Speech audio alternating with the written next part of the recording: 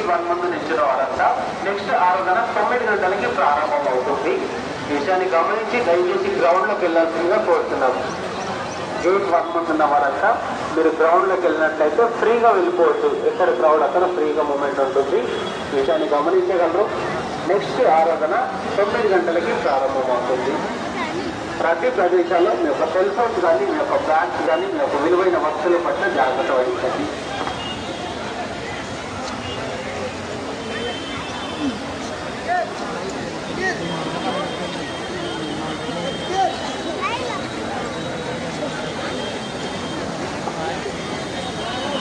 Picture రోజా గారు ఎక్కడ gate 1 దగ్గర రావాల్సిందిగా కోరుతున్నాం. ప్రసాద్ గారు మీకోసం వెయిట్ చేస్తున్నారు.